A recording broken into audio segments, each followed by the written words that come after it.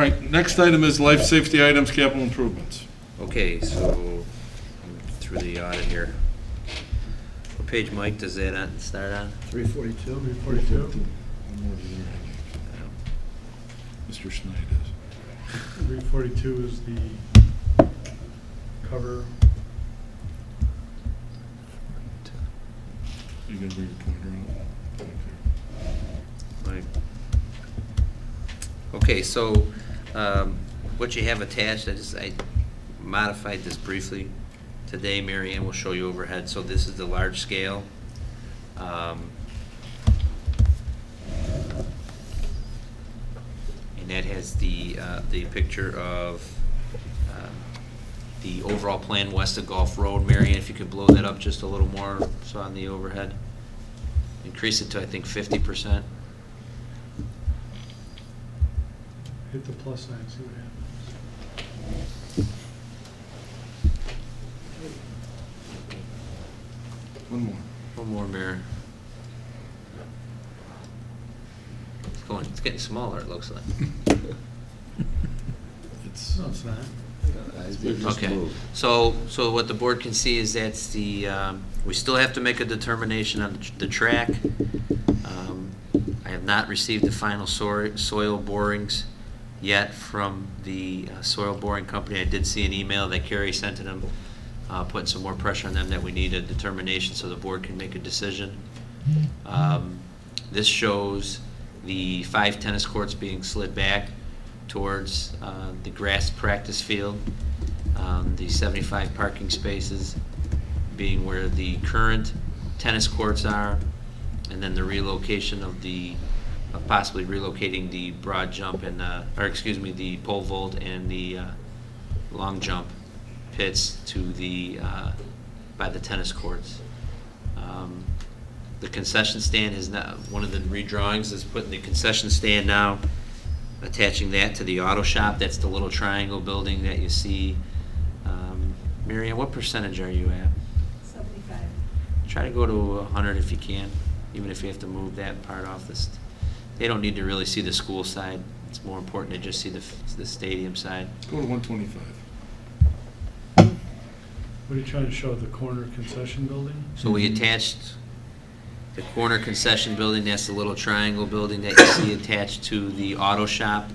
We would attach into the water and electric from the auto shop and create a concession stand building off of the auto shop and public restrooms off of the auto shop into that corner. The new locker room would be the building at the lower southwest side of the stadium, and then the visitor bleachers are on the other side. We're replacing those as well.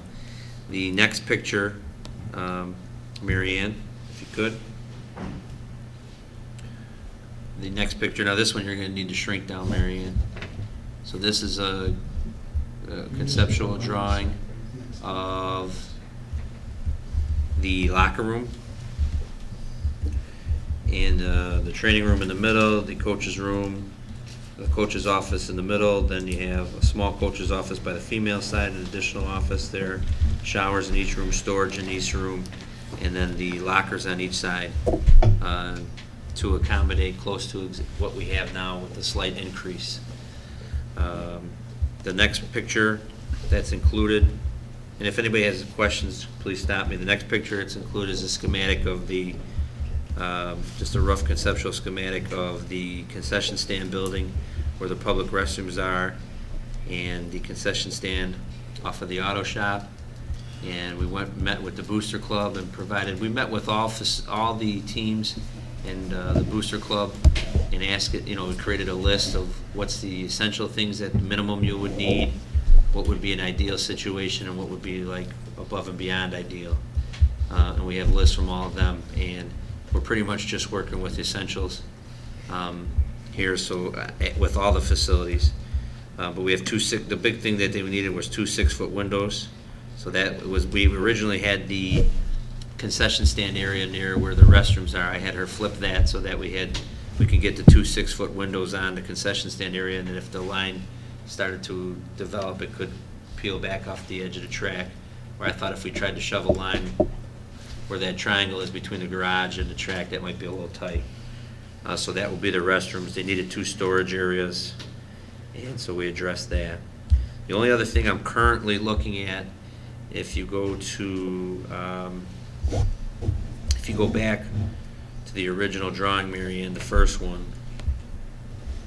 I am working on with Joel where the current garage is in the event. See, the issue here that we're dealing with, as I continue to try to make sure we're doing this the right way, but make sure that we're being as cost efficient as possible, is we know we need storage for our athletic equipment, track equipment, some of the field maintenance equipment. So if we would have enough storage where we wouldn't need it, we could use that entire garage, clear out Aramark out of that entire garage, and that could become storage. And then I need to find a place for Aramark. I think with the number of classes we currently have in the auto shop, and even if we doubled that to where we were having 2 or 3 auto classes a day, we probably could convert the 4th bay of the auto shop into a garage for Aramark, to where they can at least store the truck and the tractor and some of their equipment.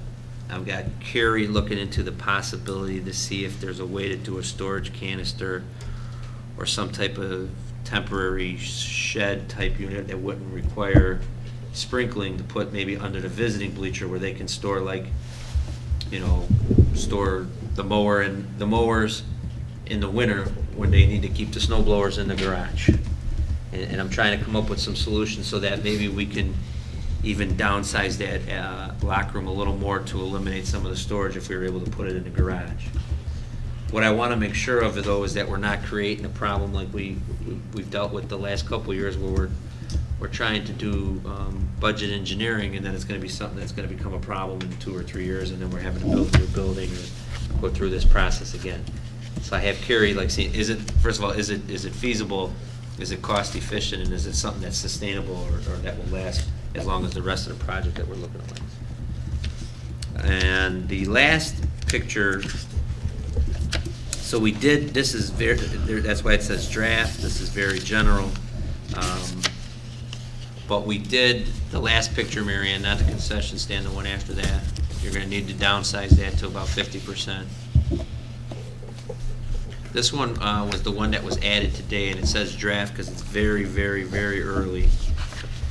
But one of the permits that we're looking at, because the locker room is not attached to a current facility, our discussions with the Village of Brookfield, they thought that you might have to do a special use permit for a new building.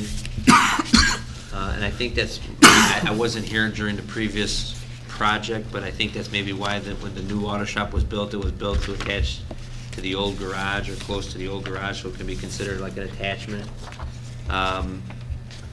So Carrie still thinks the best scenario and most cost efficient will be building the standalone single-story locker room like we had in the original site plan. But I did want to show you the possibility of erecting the bleachers and then building the locker room underneath and also to the sides. We have not costed this out yet. We have not costed it out to see if it's better, if it's feasible. That's something she's going to work on with the construction manager.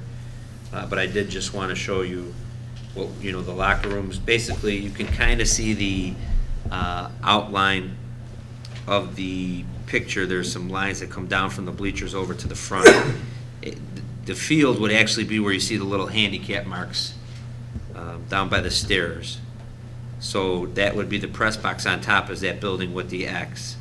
So like underneath the highest part of the bleachers, the beams would be going through the locker room. And the locker room, or the training room and some of the coaches' office and showers, that would run underneath the bleachers, and then kind of like a dumbbell on each side would be the other portion of the locker rooms and the restrooms. I just wanted to get a general drawing of this out in front of the board. This is still very rough, and this is still probably our second best option. Unless Carrie comes back and says it's more cost efficient, and the construction manager comes back and says this is more of a reasonable approach, I think our best option is the original site plan I showed you with the standalone building. If we did the standalone building off to the side, like the original site plan, underneath the bleachers, we were still talking about fencing that in and using that for some storage, for the hurdles and some of the track mats and track poles, things that, would have coverage from the outside elements, but would not need to be completely heated or complete enclosed storage. So we would still be using the space underneath the bleachers to help us with some storage needs and space utilization needs. But I did want to get the second option in front of you tonight, so in the event that it does pick up some momentum because of the permit process or making it easier to get this moving, you can see both options. Any questions for Kevin? Is this new under the bleacher building similar square footage to the standalone? Yes. It's just, it's a lot longer to get those other, the restrooms and everything in there. So it had to be stretched out. Actually, we lose a little storage. Does that make the bleachers steep or? No, she felt that it would not impact our bleacher height because we have to be cautious of how high we go with the bleachers because then you start getting into ADA compliance and having to put in an elevator, and that's something we definitely do not want to do. So we're making sure that we stay under that. The reason she's shown it like this is because we lose a lot of space in our current. There's two things you need to remember about our current locker room facility, which is a problem. And one of the things we investigated when some of the community members had asked, like, why not just restore the current building? Our current building is below grade. It's a step-down facility. So when we get heavy rains, that water drains towards the locker room and floods the locker room and the floor in the locker room and those types of things. So restoring it would not rectify the flooding problem and the deteriorating problem to the base. We also, the way it's set up, is the storage spaces are right underneath our bleachers, so that as that ceiling goes, if you think about your crawl space or your attic, you lose that space. So what she wanted to do was the first 10 or 15 rows of bleachers, there's nothing underneath them but the beams that hold up the bleachers.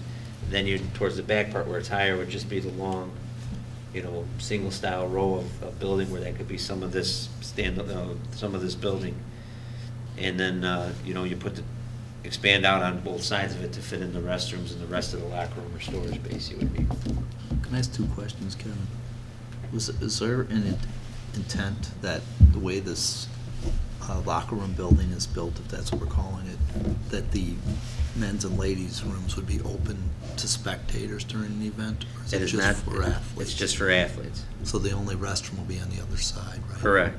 The second thing is, with the new design, especially with the current design, especially bringing over the pole vault and the long jump, it doesn't seem like there's room for spectators, especially for tennis. I mean, at a track meet, you Right. can stand on the last So row of the stands and look down. What she thought, one thing that we talked about with that is the temporary bleachers. So like right now, on Friday nights or on some of the soccer events, there's still temporary bleachers set up in the end zones. Mm-hmm.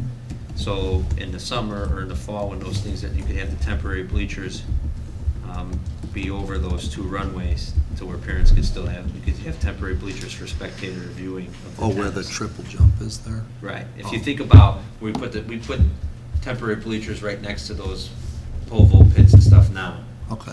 So there wouldn't be a reason why you couldn't set up a temporary bleacher over those and move them back and forth. Thank you. Any other questions? So we have 5 tennis courts now? We have 6 now. In order to keep them on campus, we would have to downsize what we talked about the last meeting, 5 plus 6. go down to 5 and possibly do some lights on a side of the tennis court so that some of them or all of them could be lighted. So if the match extended, we could get it in. And Art's, he doesn't see a problem with that? No, I've spoke with Art and the tennis coach. A couple other schools in the conference only have 5, but they have lights so that if the matches run longer, to get all the matches in. That was ideal. So when I talked to the tennis coach and Art about the possibility of keeping them on campus but going down to 5 and having to go with lights, they were okay with that. And then how many parking spots do we get, keeping the parking right there? 75. Oh, that's, I think you said you talked to some of the tennis parents, or Mhm. two, didn't you, Kevin? We talked about it at the PTO. I told them what we're looking at and the concept we were exploring. We got some feedback, and then I know you saw, there was an email sent from one of the parents who's been kind of coordinating that parent group of tennis, and it showed that they appreciate the support of getting 5 and keeping them on campus. They would prefer 6, but again, this is one of those things, we can't have everything, you know, so. Okay, any other questions? I could add a comment to that, Laura. I talked to Coach Hegner. Huh? He coached Joanna, my daughter, and he's a smart guy. His preference is, you know, on site. So Okay. I think this is a good compromise if we can do it. So the issue was then, it might just run a little longer, but with the lights, that's Right. resolved, so it's not a, Sure.